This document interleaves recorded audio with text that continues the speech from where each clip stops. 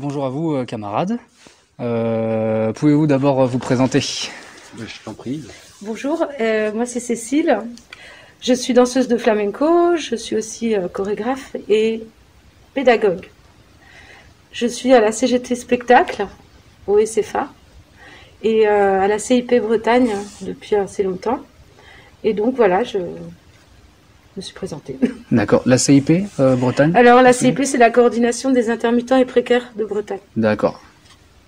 Ok, très bien, merci. Et moi, c'est Laurent Voiturin. Je suis comédien tout court. Et puis, je suis effectivement, comme ma camarade à la CGT Spectacle, au syndicat français des artistes interprètes. D'accord, très bien. Donc vous occupez d'abord l'Opéra de Rennes à partir du 12 mars, c'est ça? Dorénavant, du coup, le Théâtre National de Bretagne, le TNB. Pourquoi ça? Ah ben, ça fait longtemps qu'on est, disons, mobilisés. Depuis le premier mois, c'est depuis vraiment le premier confinement. Laurent et moi, on se connaît depuis nombreuses années parce qu'on se retrouve dans toutes les manifestations. Et moi, j'ai toujours été très proche, en fait, de la CGT. J'ai été aidée quand j'avais 20 ans dans mes premiers contrats. J'ai été soutenue par le SFA avec vraiment beaucoup de compréhension. Ça m'a vraiment beaucoup aidée. Donc, j'ai toujours été proche de ce syndicat. Et ensuite, pendant de nombreuses années, j'ai toujours été dans les luttes. Ce qui se passe, c'est que la CIP a pris beaucoup d'ampleur ici à Rennes, et était plus facilement, je me retrouvais plus avec des camarades avec lesquels je me sentais bien pour lutter. Et puis Laurent, il venait tout le temps, puis on s'est rencontrés comme ça. Et là, depuis mars, on est, moi je milite vraiment la CGT, et on est donc on travaille sur des revendications qui nous tiennent à cœur là depuis le mois de mars. Les revendications dont peut-être Laurent pourra mieux expliquer. Continuer à expliquer. Ouais. Moi, je ne veux pas revenir sur mon parcours. Moi, je suis à la campagne. Je suis pas du tout dans la même situation que toi. Moi, s'il n'y a pas le syndicat, il n'y a rien. En campagne, il y a la CGT Spectacle que je peux atteindre par l'intermédiaire du téléphone et de tous les moyens télématiques. Bref, en tout cas, on voit bien que la situation nouvelle qui s'installe devient définitive. On va vivre de crise en crise sanitaire, en autre crise économique, suivie d'une crise sanitaire amplifiée par une crise économique. Enfin bref, on est dans ce cycle-là. Clairement, le spectacle ne repartira pas comme avant, comme certains ont pu le croire à un moment. On a un moment de mutation de nos métiers, c'est-à-dire que l'organisation même de ce qu'on appelle la culture, ce spectacle vivant pour ce qui nous concerne, est à revoir entièrement parce que son mode de financement, que ce soit par l'intermédiaire de la subvention publique, par l'intermédiaire des ventes de spectacles ou grâce au financement qui est celui de l'assurance chômage, tout ça est remis en cause et la crise ne fait qu'amplifier ce phénomène-là. Depuis le mois de novembre, on se mobilise par rapport à ça. Il y a la réforme de l'assurance chômage, il y a le prolongement de l'indemnisation des annexes 8 et 10, c'est-à-dire celles qui concernent les artistes et les techniciens du spectacle. Il y a d'autres revendications sur les droits sociaux, pour les maternitantes, pour les congés maladie. Nos caisses aussi sont mises à contribution, la caisse de chômage, la caisse de toutes sont mises en danger. Il y a une attaque brutale du pouvoir néolibéral de Macron sur le salariat et là, je crois que c'est lui ou nous, quoi. Ouais, donc, quel sens vous donnez alors à cette occupation-là? Est-ce que c'est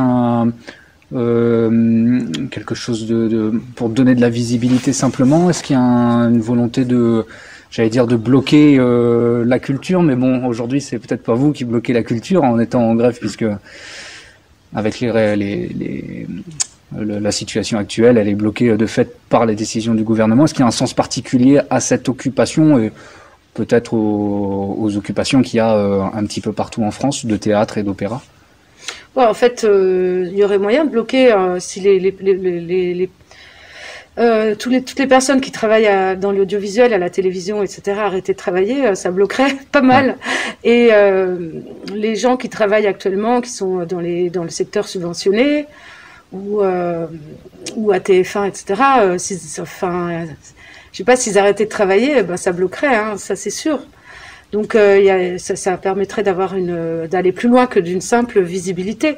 Pour l'instant, il s'agit d'une visibilité, effectivement, mais aussi d'un lieu où on peut s'organiser. Parce que depuis mars, on pouvait plus se parler en vrai, quoi. Donc c'est super important aussi d'avoir cet espace de dialogue, de renouveau. C'est formidable ce qui se passe. Je veux dire, il y a des tas et des tas de choses qui sortent dans tous les sens, des confrontations, des contradictions, des tas de choses qui font que la pensée est en train de se construire et d'évoluer. C'est long, c'est compliqué, mais c'est fabuleux, quoi. Il y a un autre paramètre, c'est que le gouvernement ne nous répond pas depuis des mois et des mois. Et même encore aujourd'hui, il ne nous répond pas. En fait, ils ont dit d'emblée, on n'est pas essentiel, ils s'en fichent. Alors, pas de blocage, c'est vrai, on peut le déplorer. On peut déplorer que la profession ne réalise pas ce qui se passe, que c'est la fin de nos annexes 8 et 10, que c'est la fin de la caisse de chômage. Même le salariat, en général, ne réalise pas. Qu'est-ce qu'on fait? On reste les bras croisés en regardant passer les trains de plus en plus délabrés qui devant nous, ou alors on tente un truc. Et là, on a choisi une occupation parce que on laisse pas le choix aux directions, on rentre. Après, ils nous donnent des conditions. On n'est pas vraiment dans une occupation musclée. En même temps, on n'est pas assez nombreux. On n'a pas assez de force. Si on était plus nombreux et on avait plus de force, ce serait plus court. Et puis, on se ferait pas baratiner là avec des normes sanitaires et autres jauges à 30. Voilà la réalité de la situation à laquelle on se confronte. On voit bien que on a accueilli à l'Opéra depuis le début beaucoup de gens. Je veux dire, dans l'opéra, entre la jeunesse paumée et la jeunesse dorée qui est venue se promener dans notre opéra, parfois on était un petit peu perdus. Certains restent. On voit bien qu'il y a des choses qui se nouent entre nous, qu'il y a quelque chose de plus solide. Ça continuera, ce phénomène, pendant des semaines, parce qu'il y a beaucoup de gens paumés, beaucoup de gens en demande, beaucoup de gens qui veulent faire des trucs. Et après, il y a des questions contradictoires, des caractères, des histoires de collectifs qui sont inhérents à tout collectif qui se crée, quoi. Moi, je pense que c'est aussi enfin, c'est enrichissant aussi, tout le fait d'avoir ces confrontations et c'est un peu. Mais je crois qu'aussi on arrive bien à canaliser cette lutte, ce combat. On a des revendications bien précises, on essaie de pas en sortir. Et je pense qu'on a bien réussi aussi à bien faire. On sent une énorme attente, une énorme colère de la part des populations. Et donc, on a bien réussi à bien faire comprendre que c'est d'abord un corps de métier qui occupe son lieu de travail. Et puis, il y a on est aussi chômeur, parce que quand on est intermittent, on est aussi chômeur et chômeuse. Donc, on est rejoint aussi par les chômeurs et les chômeuses, et parce qu'ils sont dans des situations extrêmement difficiles, dans beaucoup de difficultés à lutter. Parce que comment eux, ils vont faire grève? C'est juste pas possible. Et tous les milieux précaires, donc tout ça se rassemble. Là-dessus, on est bien clair qu'on est ici ensemble. Et puis tout le reste, on a eu toutes ces agoras à l'extérieur, nous permet de s'ouvrir sur les convergences interprofessionnelles, sur la mobilisation des autres secteurs. Mais c'est des secteurs qui doivent s'organiser eux-mêmes. Nous, on peut pas parler à leur place. Oui. Et moi, j'aime bien la maxime de Robespierre qui dit éclairer des hommes libres, c'est réveiller leur courage. Et par cette phrase, on peut se dire éclairer des hommes libres. Donc, il suffit d'éclairer des hommes qui sont libres par définition pour que le courage se réveille. Et je crois que c'est plutôt à l'inverse qu'il faut l'apprendre. C'est que tant que les gens n'auront pas pris leur courage à deux mains, leur destin à deux mains, tant qu'ils ne feront pas preuve de courage dans la période actuelle, tant qu'il n'y aura pas cette niaque pour avancer, et c'est quelque chose qui est angoissant, dans une période en plus où on accentue cette angoisse par la crise sanitaire, tant qu'on n'aura pas réveillé ce courage chez nos contemporains, eh ben ça n'avancera pas. Donc tu viens de dire convergence des luttes, ou plutôt lutte interprofessionnelle. On se coule le cocotier pour que les camarades qui ont du courage se mettent debout et résistent, parce que mais même notre génération, elle n'a pas eu de mai 68, faut bien voir ça, quoi. Elle n'a pas eu sa révolution, notre génération. Elle a rien fait. Il y a quelque chose d'inachevé là, d'inabouti dans chacun des êtres que nous sommes. Donc c'est pas que c'est maintenant ou jamais pour nous, c'est que il est temps de tourner cette page des années 80, 90, 2000 jusqu'à aujourd'hui, qui sont des pages néolibérales et qui sont d'une brutalité, mais alors inouïe. Et là, on arrive à un point de rupture où tout le monde va se retrouver, mais paupérisé dans un monde qui va devenir féodal, quoi. Donc là, c'est autre chose qu'on veut. Il y a une brutalité, j'allais dire qui moi m'a frappé, mais qui a dû frapper aussi beaucoup de gens, et sans doute dans votre secteur, et je veux dire dans votre secteur du spectacle assez large. Je reviens un petit peu sur quelque chose qui a été dit tout à l'heure, mais est-ce qu'il n'y a pas une espèce de, est-ce qu'il n'y a pas, vous allez peut-être me l'expliquer, une dissonance quand les précaires, les travailleurs précaires du spectacle, on les interdit, on vous pousse justement aussi à la mobilisation, aux occupations, tout ça, alors qu'on a l'impression quand même qu'il y a une partie du secteur qu'on voit quand même réussir à animer des choses à la télé, etc. Il y a toujours, il me semble, quand même des jeux télévisés, enfin toute une part de ce spectacle-là qui visiblement a quand même le droit de paraître. Comment vous... J'en ai parlé tout à l'heure. C'est-à-dire qu'on attend aussi qu'ils se mobilisent, mais pour ça, on n'en est pas encore tout à fait là. Là, ça devrait peut-être se passer parce qu'il y a un appel à la grève, sans doute, qui va se faire le 23, c'est ça, le 23 avril. Mais pour moi, c'est pas suffisant. Pour moi, il faut une grève générale et tous ensemble au même moment et reconductible jusqu'à ce que le gouvernement plie. Alors, il paraît que les UD nous disent que non, qu'ils ont déjà fait des appels comme ça et que les gens se bougent pas. Moi, je sais que j'ai vécu mes 68 parce que j'avais quel âge? J'avais 7-8 ans. Donc, je sais pas comment dire, j'ai une espèce de réalité d'enfance, quoi, qui fait que ça me paraît pas impossible du tout. Parce que moi, je me souviens, c'était vieux. Enfin, on jouait à la grève avec mes copines. Mais oui, bon. Et c'est ça, quoi. Donc, il y a autre chose dans les spectacles qu'on voit à la télé, ou même là aussi, on croise une équipe là qui vient de se former ce matin. Je suis désolé, mais ils sont pas dans la lutte. Ils sont dans une grosse production. Ils nous regardent. Et c'est même parfois des copains de lutte qu'on a vus par le passé. Et c'est pas qu'ils nous regardent amuser, mais ils suivent ce qu'on fait. Mais quand est-ce qu'ils vont déclencher la première? Là, il y a un truc hallucinant. Je sais pas si c'est partagé entre la résignation d'un monde injuste où certains seraient les perdants et les autres les gagnants. Oui, c'est ça. Une indifférence aussi comme si c'était, ils vont tenter le coup comme ça jusqu'au moment où peut-être qu'ils comprendront que c'est fini pour eux aussi. Je suis même pas sûr que ce sera fini, que c'est. D'ailleurs, moi, j'estime pas du tout que c'est fini pour nous. Même si j'ai pas de contrat, moi personnellement, en tout cas, j'ai pas de raison de m'arrêter de faire du spectacle. Je continuerai à faire du spectacle, ça j'en suis sûr. Enfin, c'est pas la vie, elle est pas faite de subventions et de courses à l'échalote pour avoir des cachets. Hein. On peut faire du spectacle autrement. Mais et puis son équilibre personnel, chacun le construit comme il peut. N'empêche que là, chacun est dans une espèce de petit confort et veut avoir ses petits week-ends et avoir ses vacances avec le break au bord de la plage. Enfin, la société du loisir qui a été construite là, cette espèce de consommation absurde qui fait que c'est ça le bonheur. Désolé, mais on voit où ça nous mène. La planète est en train de cramer. Il y a des migrations énormes qui sont en train de se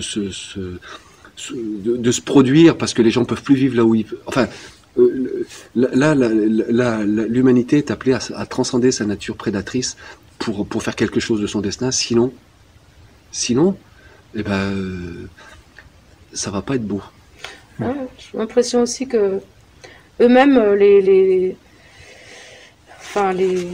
gens qui détiennent le pouvoir, les personnes qui dirigent, les actionnaires, J'ai l'impression qu'ils sont en train d'eux-mêmes tomber dans le panneau et de plus savoir du tout comment s'en sortir, en fait. Parce que je sens qu'ils sont pas du tout heureux et qu'ils sont empêtrés, en fait. On sent qu'ils sont empêtrés dans un système. Oui, il y en a qui vont jouer au golf ou monter à cheval, et qui prennent leurs pieds comme ça, mais je sais pas, je sens qu'il y a quand même un désarroi. Ils sont complètement piégés, quoi, je pense, par ce système qui va imploser, quoi. Je veux dire, on va dans le mur, on le sait. On peut pas, ce serait pas possible autrement. On l'entend bien, du coup, votre lutte, l'occupation ici s'inscrit donc aussi dans les différentes, toutes les occupations de théâtre et d'opéra qu'il y a en France dans cette lutte-là, et que vous y êtes venu très vite. J'ai l'impression ça s'inscrit largement dans une lutte plus globale, quoi, par rapport à ceux que tu as dénoncés. Et tous ces gens-là, d'ailleurs, enfin, je vais revenir d'ailleurs sur la contre-réforme d'une certaine manière, monsieur l'appelle réforme, mais de l'assurance chômage.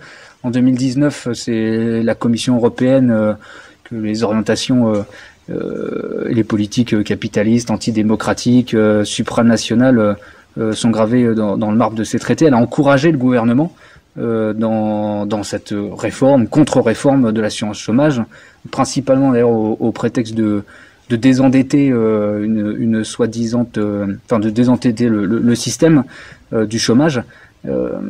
Ce dernier, en réalité, du coup, est faussement endetté, puisque les cotisations comblent déjà largement les dépenses. Donc Macron, l'Union européenne, aujourd'hui Macron, mais c'est pas nouveau, l'UE, le MEDEF ont commencé à porter le projet de réduire drastiquement les indemnités chômage de ceux et celles qui en ont besoin pour vivre, donc également des intermittents du spectacle, puisqu'ils relèvent de ce régime. Comment ici tout ça, toute cette situation-là, elle est perçue? Est-ce que, voilà, justement, enfin, j'ai un peu déjà la réponse à ma question, mais la lutte que vous portez dans cet endroit-là précis, elle s'inscrit dans un combat donc plus global contre l'exploitation capitaliste et contre ses tenants actuels que peuvent être Macron, le MEDEF, le CAC 40, tu parlais des actionnaires, l'Union européenne qui leur sert de relais ou d'appui au niveau continental.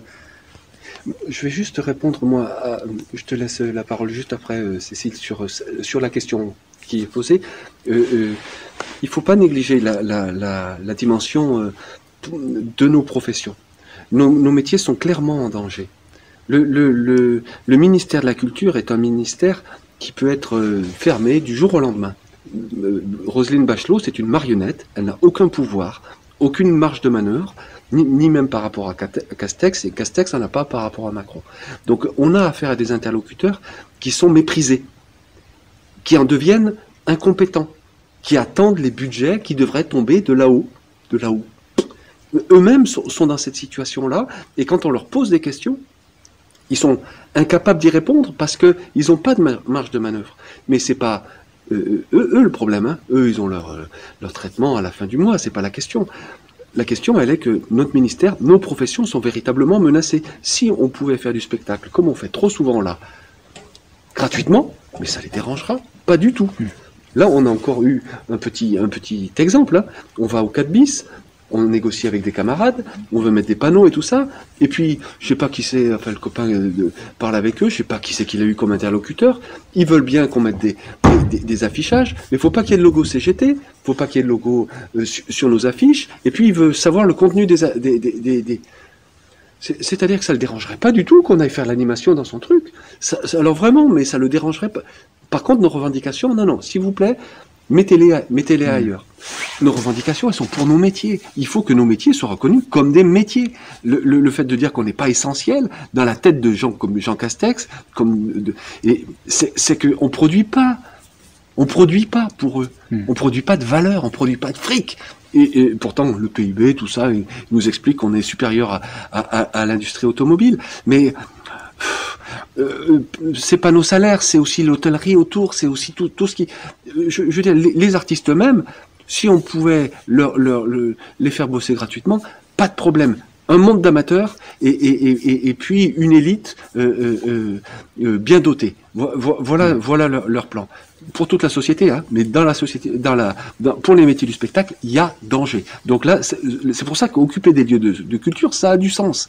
C'est pas simplement pour mettre en valeur les créations de Monsieur Noziciel ou je vais équilibrer, hein, de Mathieu Ressler. On défend nos métiers ici, mais aussi on défend nos métiers avant tout. Voilà. Et donc pour ce qui concerne l'assurance chômage, qui est le pendant interprofessionnel, je te laisse. Bah, non, ça t'embête. Non, mais l'assurance chômage, disons que c'est ce qui va pouvoir aussi nous réunir entre différents corps avec les autres. Ça touche tout le monde et voilà. Mais moi, je sais pas trop. Je sais pas trop quoi dire. C'est-à-dire que là, c'est nos caisses de chômage qui sont clairement attaquées.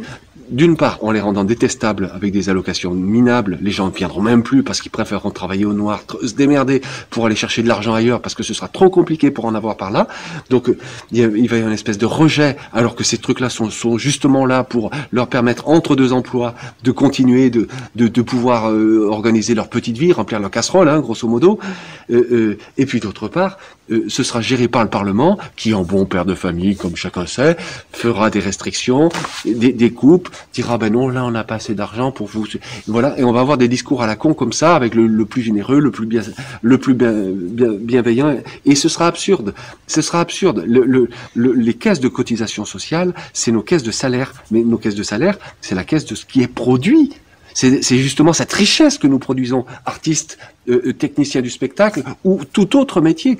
On produit de la valeur et toute la valeur, elle est créée là. Elle n'est pas créée dans les limbes, elle n'est pas créée même par les machines. Quand il y a une machine, c'est à travers l'ingénierie, la commande d'un bonhomme.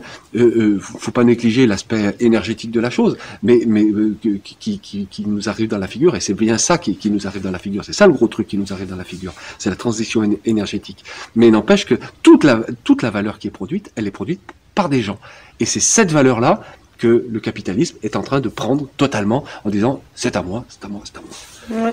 Ce que j'ai compris aussi pour l'assurance chômage, c'est que en fait les contrats courts, tous les intérimaires, tout ça, ils vont passer ils étaient un peu protégés. Et je sais pas très bien comment, mais je crois qu'ils étaient protégés et que là ils passent vraiment au régime général, c'est-à-dire exactement dans la même. Ils vont avoir les mêmes modes de calcul que quelqu'un qui a travaillé pendant 10 ans.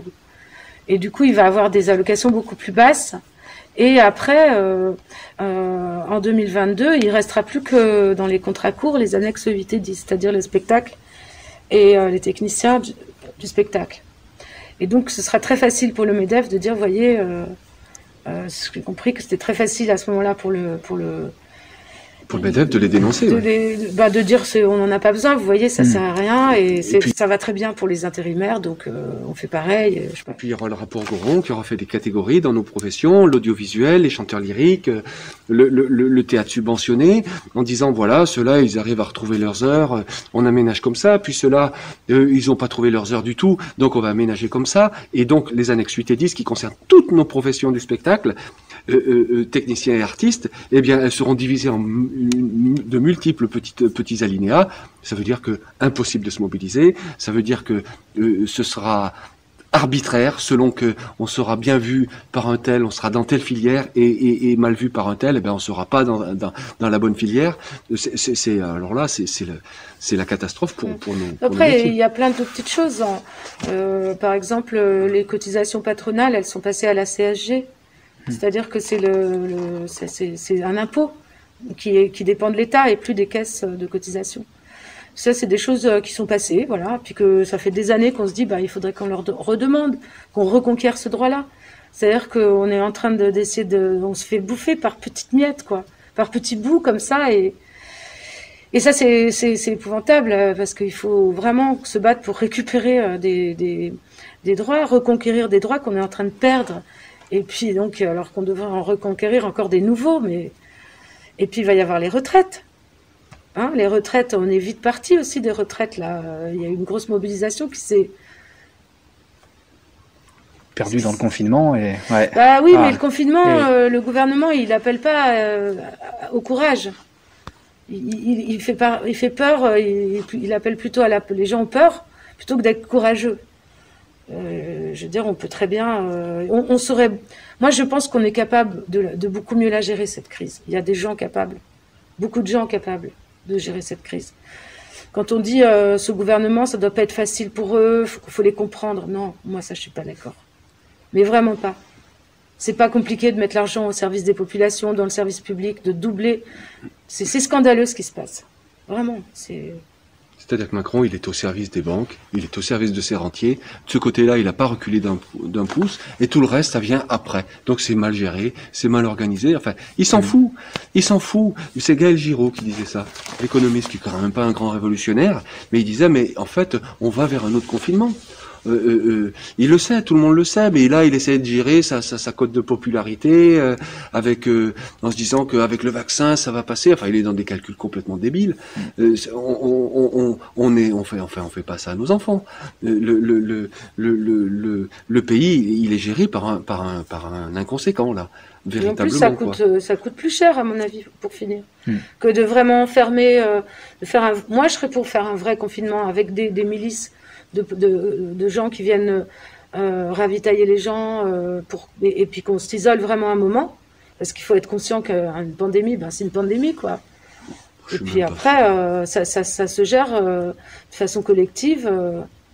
Moi, je pense pas que ce soit... Non, je pense qu'on trouverait d'autres solutions. Tu vois, qu'un truc brutal, que le confinement, c'est moyenâgeux, mais moi, j'ai aucun avis là-dessus. Je veux dire, en tout cas, c'est mon point de vue, hein, mais c'est trop compliqué. Enfin, c'est une affaire sanitaire. On était avec les médecins hier, eux savent.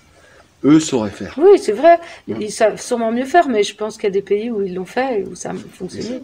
C'est là où on voit aussi peut-être un petit manque. Je ne vais pas vous embêter trop plus longtemps que ça, mais il y a eu un des gros manques, parce que tout le monde n'est pas forcément d'accord sur ce qu'il faudrait faire au niveau national et tout ça.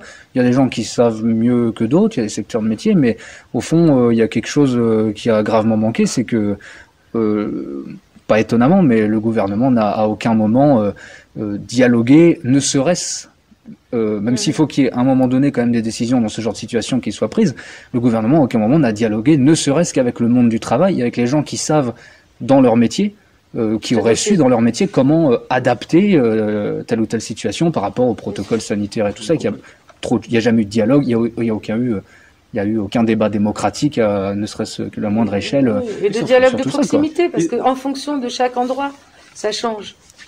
En fonction voilà, il faudrait avoir c'est quand même, il y a des tas de gens à la mairie de Rennes ou ailleurs, dans toutes les mairies, qui sont payés pour faire leur boulot. Ils sont capables de dire, là, ce cours de danse, il peut avoir lieu. Il n'y a pas de problème.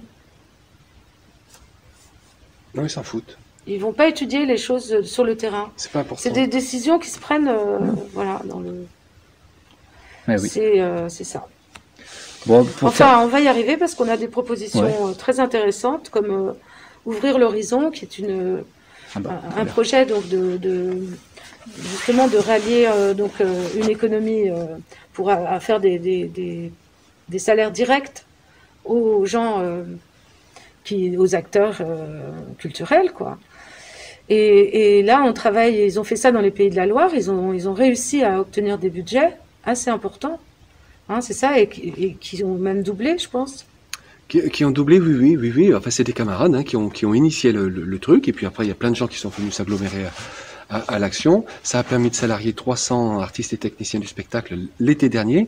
Là, ils partent sur 600 pour cette année, avec des budgets qui ont doublé. L'idée, c'est de faire des duos, trios, qui sont vendus sous forme de paniers, partout où c'est possible de jouer. Donc après, les collectivités territoriales, les communes, les départements, la région mettent des sous, la DRAC met des sous, et puis les paniers eux-mêmes sont achetés. Donc ça fait des recettes, tout ça, ça fait un budget qui permet de faire 10 services de répétition, donc 5 jours de répétition, plus 5 représentations payées. Donc ça, d'un seul coup, on se rappelle qu'il y a des conventions collectives, qu'il y a des règles de travail. D'un seul coup, on s'aperçoit que quand on paye les gens, ils font du spectacle et en fait, ils en font heureux. Il y a eu des trouvailles, des rencontres inédites entre différents artistes, et ça toujours. Hein. C'est le principe des duos et des trios, c'est des rencontres inédites, des gens qui se connaissent pas en principe. Parfois ils se connaissaient, hein, mais je veux dire la plupart du temps ils se connaissaient pas, et ils ont fait des spectacles et ça jouait partout. Et là il faut absolument qu'on mette ça en place. C'est destiné en fait aux artistes qui sont pas rattachés à une structure.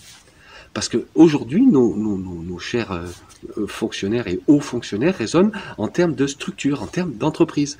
Et c'est très difficile de les faire reculer là-dessus parce qu'ils disent oui, mais la compagnie machin, et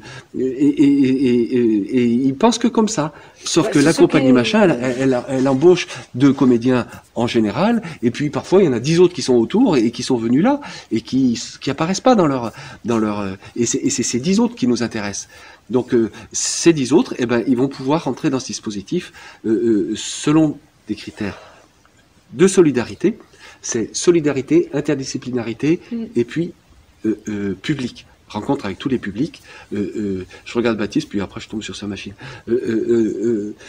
Rencontre avec tous les publics, solidarité entre les artistes, les techniciens du spectacle, mais aussi avec les publics, pour que tout le monde se serre les coudes, qu'on fasse du spectacle dans les cours d'école, sur les terrasses, dans les jardins publics, dans les fermes. Tout ça c'est possible. Tout ça, ça va être des moments géniaux, des choses qui se sont jamais faites. Bref, on va essayer de mettre ça en place en Bretagne. On a eu un premier rendez-vous avec la région hier. On a un petit peu de taf, mais en même temps, on va voir que, je veux dire, du taf gratuit syndical. Comme toujours, il faudra tirer un petit peu, mais ouais, je crois que le jeu en vaut la chandelle. Et puis, il y a 1000 autres solutions. Je veux dire, là, il y a 1000 autres solutions. On a des propositions. Il faut que, comment dire, on prétend pas tout savoir, mais quand on est dans la discussion, on trouve des solutions. Bah c'est parfait. J'avais une dernière question pour vous demander un peu les suites qu'il y aurait eu ici à votre mobilisation. Bah, je pense que si on a fait déjà le tour. Moi qui est peut-être, alors, on peut rappeler peut-être le 23 avril. Oui, le 23 avril, le 1er mai aussi va être une grosse mobilisation. Et ensuite, on verra, mais ça devrait s'intensifier si les populations sortent de leur sidération, quoi. Et puis, je pense qu'il y a un problème de communication aussi. Il me semble que hier, par exemple, les gens n'étaient pas au courant, quoi. Il n'y avait pas d'affiche, il n'y avait rien. Moi, j'ai plein de gens dans mon entourage qui m'ont dit, mais on ne savait pas. Enfin, dans les gens qui ne sont pas de mes amis, mais les voisins, voilà, ils ne savaient pas. Personne. Chez mon médecin, même ma médecin, elle ne savait pas.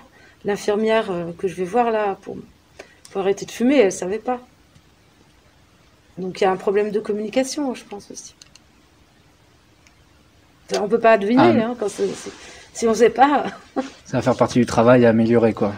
Donc pour assurer les prochaines mobilisations. Mais tu vois, la réforme du chômage, si on l'a fait tomber grâce au Conseil d'État, on sera content. Parce que c'est une bataille qu'on aurait menée, on a compris. Sauf que, si c'était par la mobilisation, ça n'aurait pas du tout le même poids. Bah non. Ouais. Tu vois, je veux dire, si les gens comprenaient que là, ils sont attaqués à travers ce chômage, à travers cette réforme et à travers les autres lois qui sont en train de mettre en place, notamment la loi de modification, la loi organique sur le financement de la sécurité sociale, si ils prenaient conscience que, enfin, c'est pas compliqué à comprendre, ça prend 5 minutes à expliquer, quoi. Je veux dire, c'est bien, là, c'est bien une démission, une peur. C'est bien la peur, c'est bien le courage qu'il faut réveiller. Hein. Ouais, c'est courage de dire, regarde, c'est ça, et c'est pas autre chose.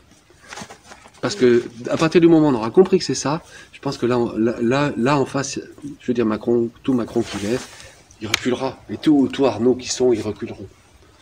Ouais, moi, je crois qu'il faut faire comprendre que le marxisme n'a jamais été aussi jeune et aussi actuel, en fait.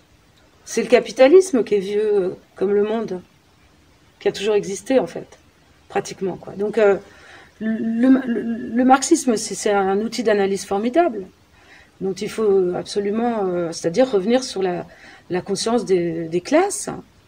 Et ça, c'est pas compliqué, mais les gens ont peur de ça, parce que c'est comme si on parlait de quelque chose d'ancien, mais c'est pas si ancien que ça. Ah oui. Je peux me permettre, j'aimerais bien qu'on retermine sur la citation de Robespierre.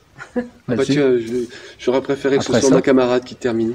Mais non, alors Robespierre, c'est éclairer des hommes libres, c'est réveiller leur courage. Je trouve que c'est bien. Très bien. Ouais, merci à vous deux. C'est pas vrai. Ouais. Une bonne continuation dans la lutte, un bon courage surtout.